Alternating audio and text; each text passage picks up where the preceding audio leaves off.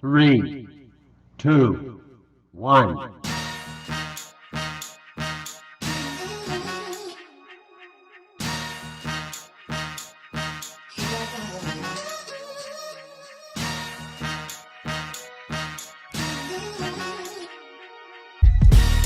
The what and why of planning. What is planning? Planning involves defining the organization goals, establishing strategies for achieving those goals, and developing plans to integrate and coordinate work activities. It's concerned with both ends and means. Why do managers plan? There are 4 reasons why managers should plan. First, planning provides direction to managers and non-managers alike. The second, planning reduces uncertainty by forcing managers to look ahead, anticipate change, consider the impact of change, and develop appropriate response. Third, planning minimizes waste and redundancy. Fourth, planning establishes the goals or standard used in controlling. Planning and performance. Numerous studies have looked at the relationship between planning and performance. Although most of generally positive relationship, we can say that the organization that formally plans always outperform those that don't plan. What can we conclude? First, formal planning is always associated with a high profit and return on assets. Second, good planning and implementation have a big effect on the company performance. Furthermore, in studies that say that formal planning has no effect on the performance, the external environment is often the cause. Thus, the relationship between planning and performance cannot be seen in short time. Goals and plan. Goals are desired outcomes or targets. They guide management decisions and form criterion against which work results are measured. Plans are documents that outline how goals are going to be met. They usually include resource allocation, schedule, other necessary action to accomplish the goals. Type of goals. We can classify most company goals as either strategic or financial. Financial goals are related to financial performance of organization. Strategic goals are related to all other areas of an organization performance. Point 8.2 Goals and Plan. The types of plan. There are many types of plan, including 1. Strategic plans are plans that apply to the entire organization and establish the organization's overall goals. 2. Operational plans are plans that encompass a particular operational area of the organization. 3. Long-term plans as those with a time frame beyond 3 years. 4. Short-term plans cover 1 year or less. 5. Specific plans are clearly defined and leave no room for interpretation. A specific plan states its objectives in a way that eliminates ambiguity and problems with misunderstanding. 6. Directional plans are flexible plans that set out general guidelines. 7. A single-use plan is a one-time plan specifically designed to meet the needs of a unique situation. 8. Standing plans are ongoing plans that provide guidance for activities performed repeatedly. Standing plans include policies, rules, and procedures. Point 8.3 Setting goals and developing plans. Approach to setting goals. In traditional goal setting, goals set by top managers flow down through the organization and become sub-goals for each area of the organization. This traditional perspective assumes that top managers know what is best, but in setting this goal has some problems, such as when top managers define broad organizational goals, such as achieving profits, these ambiguous goals must be made more specific as they flow down through the organization. Nowadays, many companies tend to use management by objectives compared to traditional setting goal. MBO is a process of setting mutually agreed upon goals and using those goals to evaluate employee performance. MBO for program, goal specificity, participative decision making, and explicit time period, and performance feedback. Developing plans. The process of developing plans is influenced by the 3 contingency factors and by the planning approach followed. 3 contingency factors including Point 8.3 Setting goals and developing plans. Contingency factors. First, organizational level shows the relationship between the manager's level in the organization and the type of planning done. For the most part, lower level managers do operational planning while upper level managers do the strategic planning. Second, degree of environmental uncertainty. When uncertainty is high, plans should be specific but flexible. Third, the commitment concept says that plans should extend far enough to meet those commitments made when the plans were developed. Planning for too long or too short a time period is inefficient and ineffective. Approaches to planning. In the traditional approach, planning is done entirely by top-level managers who often are assisted by a formal planning department. Under this approach, plans developed by top-level managers flow down through other organizational levels, much like the traditional approach to goal setting. Another approach to planning is to involve more organizational members in the process. In this approach, plans aren't handed down from one level to the next, but instead are developed by organizational members at the various levels and in the various work units to meet their specific needs. 8.4 Issue in planning. How can managers plan effectively in dynamic environment? In uncertain environment, managers should develop plans that are specific but flexible. Managers need to recognize that planning is an ongoing process. They should be ready to change direction if environmental conditions warrant. This flexibility is particularly important as plans are implemented. How can managers use environmental scanning? A manager's analysis of the external environment may be improved by environmental scanning. One of the fastest growing forms of environmental scanning are competitor intelligence, which is gathering information about competitors that allow managers to anticipate competitors. It seeks basic information about competitors. Who are they? What are they doing? How will they doing affect us? 9.1 Strategy Management. What is strategy management? Strategy management is what managers do to develop the organization strategy. It's an important task involving all the basic management functions, such as planning, organizing, leading, and controlling. Organization strategy are the plans for how the organization will do whatever it's in business to do, how it will accomplish successful, and how it will attract and satisfy its customer in order to achieve its goals.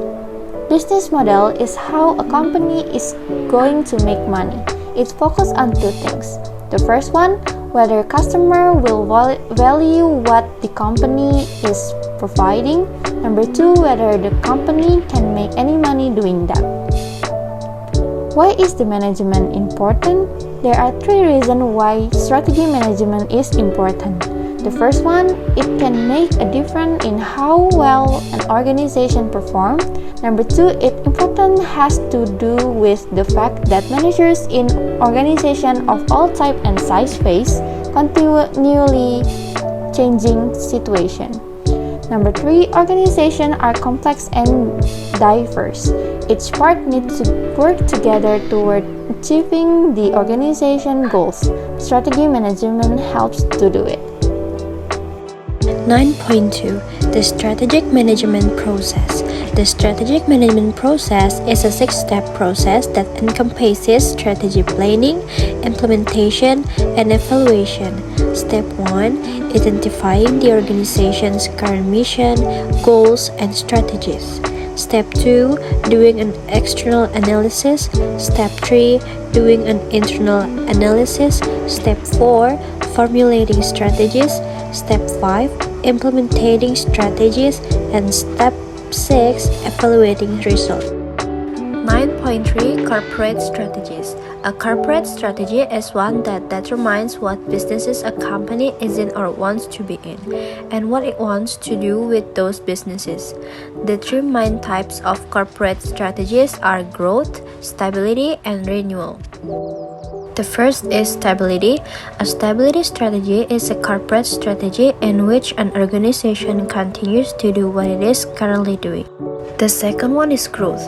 A growth strategy is when an organization expands the number of markets served or products offered, either through its current businesses or through new businesses. Organizations grow by using concentration, vertical integration, horizontal integration, or diversification. An organization that grows using concentration focuses on its primary line of business and increases the number of products offered or markets served in this primary business. And the last one is renewal. The two main types of renewal strategies are retrenchment and turnaround strategies. Retrenchment strategy is a short-run renewal strategy used for minor performance problems. This strategy helps an organization stabilize operations, revitalize organizational research and capabilities, and prepare to compete once again. A turnaround strategy is a restructuring or a reversal strategy from the current strategy that the company is following. In a turnaround strategy, these measures are more extensive than in a retrenchment strategy. How are corporate strategies managed? When an organization corporate strategy encompasses a number of business, manager can manage this collection or portfolio of business using a tool called a corporate portfolio matrix. The first portfolio matrix, the BCG matrix, was developed by the Boston Consulting Group and introduced the idea that an organization's various business could be evaluated and plotted using a 2x2 matrix to identify which ones offered high potential and which were a drain on organizational resources. The horizontal axis represents market share and the vertical axis represents the anticipated market growth. What are the strategic implications of the BCG matrix? The dogs should be sold off or liquidated as they have low market share in markets with low growth potential. Managers must milk as many dairy cows as they can, limit any new investments in them, and use the large amount of cash generated to invest in stars and question marks with strong potential to increase market share. Large investment in stars will help capitalize on market growth and help maintain a high market share. After careful analysis, some will be sold and others strategically nurtured into stars.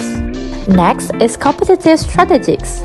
In a strategy for how an organization will compete in its business for a small organization and large organization that focus on one product is competitive strategy, but however, each business will have their own competitive strategy itself that defines its competitive advantage. For example, Louis Vuitton and Tech Heuer products. When an organization is in several different businesses, those single businesses that are independent and that have their own competitive strategies are referred to as strategic business units. The role of competitive advantage. Developing an effective competitive strategy requires an understanding of competitive advantage, which is what sets an organization apart, that is its distinctive edge. That distinctive edge can come from the organization's core competencies by doing something that others cannot do or doing it better than others can do it. Quality as a competitive advantage. When W.K. Kellogg started manufacturing his cornflake cereal in 1906, his goal was to provide his customer with a high-quality, nutritious product that was enjoyable to eat. That emphasis on quality is still important today. Every employee has a responsibility to maintain the high quality of Kellogg product. Sustaining competitive advantage. The organization must be able to sustain the advantage, that is, to keep its edge despite competitors' actions or evolutionary changes in the industry. But that's not easy to do. Market instabilities, new technology, and other changes can challenge managers' attempt at creating a long-term, sustainable competitive advantage. However, by using strategic management, managers can better position their organization to get a sustainable competitive advantage. Choosing a competitive strategy. A company that competes by offering unique products that are widely valued by customers is following a differentiation strategy. Product differences may come from exceptionally high quality, extraordinary service, innovative design, technological capability, or an unusual positive brand image. Practically, any successful customer product or service can be identified as an example of the differentiation strategy. For instance, Nordstrom, customer service; 3M Corporation, product quality and innovative design; Coach, design and brand image; and Apple, product design. 9.5 Current strategic management issues. The need for strategic flexibility is the ability to anticipate, envision, maintain flexibility, think strategically, and work with others in the organization to initiate changes that will create a viable and valuable future for the organization. The need for strategic flexibility. The ability to recognize major external changes, to quickly commit resources, and to recognize when a strategic decision isn't working. Important organizational strategies for today's environment. E-business strategies. Managers use e-business strategies to develop a sustainable competitive advantage. A cost leader can use e-business to lower costs in a variety of ways. For instance, it might use online bidding and order processing to eliminate the need for sales calls and to decrease sales force expenses. Important organizational strategies for today's environment. Customer service strategies. Companies emphasizing excellent customer service need strategies that cultivate that atmosphere from top to bottom. Such strategies involve giving customers what they want, communicating effectively with them, and providing employees with customer service training. Let's look first at the strategy of giving customers what they want. It should surprise you that an important customer service strategy is giving customers what they want, which is a major aspect of an organization's overall marketing strategy. Innovation strategies. Innovation strategies are necessarily focused on just the radical breakthrough products. They can include employing existing technology to new use, and organizations have successfully used both approaches. What types of innovation strategies do organizations need in today's environment? Those strategies should reflect their innovation philosophy, which is shaped by two strategic decisions: innovation emphasis and innovation's timing. Conclusion. Chapter 8. Foundation of Planning. The process of planning entails identifying the objectives of the organization, formulating a comprehensive plan for accomplishing those objectives, and creating schedules for organizational work tasks. Plans are documents that describe how objectives will be achieved. The organization's top-level objectives are broken down into smaller objectives for each organizational division. Planning in dynamic context is a current challenge that typically entails creating detailed but adaptable plans. Chapter 9. Strategic Management. Managers use strategic management to create the organization's strategies. The three phases of the strategic management process are planning, implementing, and evaluating are covered by the 6 steps.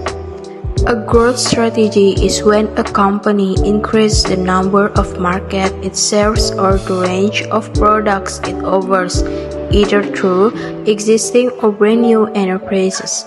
A company's unique edge or competitive advantage is what makes it stand out from the competition.